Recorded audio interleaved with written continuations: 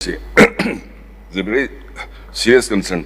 One of the state ki achogo revenue ma agriculture si oi ni sida soin danaba koi thambi bane ne khanjai samna so paring man da hojik phangjaba kero da oi RTI activities mana 180 crores is ki 2022 ki scheme amagi tigatar madu sagi stock figure tigat per chalu da kapthori khothori na, but I feel very unfortunate. Do sigi matang sida we 58 suspected cases yawi haiba do honorable na jik thambiri do hoigi bukul su panjale ngadang su panjale, all evidence are here haibi ni adugi evidence tu ga mutta bibira di ai amukka nuai jani hojik bibira su during the session ko. Then hojiki topic 4 haizabatai PM Kisan scheme launched in 2019.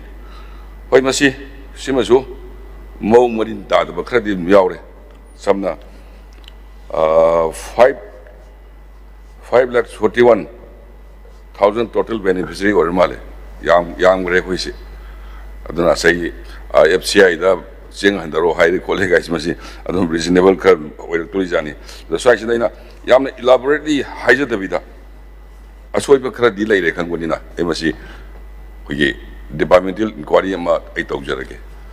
Next sagi koigi honorable na thambi gi ba koigi compensation koigi affected farmers singi adwasi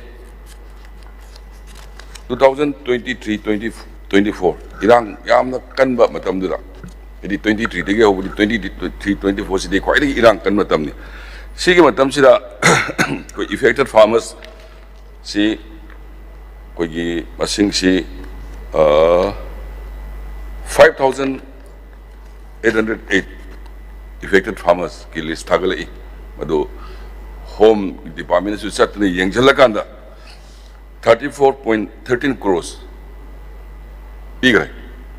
Then again, 2024-25 the recently phangmani hujiki farmers sigi mui demand se kwaidagi irang kanba matam dudana 5,508 house kanogi farmer oiba irang khar pharakan sina 10,286 farmer mungwere chisu yam unfortunately alo si khogi yam kana verification tognabo honajari maramdi sagi reasonable oidaba manba posu thajal lorga id yaraktraga koi punna wami ne deso kodi kaidu sige na si khana jabagi part amani ana sidi matam khara pibi na bai honorable da request dawjari. Thank you.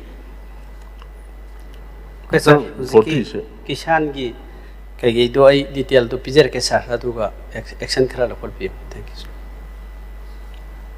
Mathang adum 40 to bino. Yes.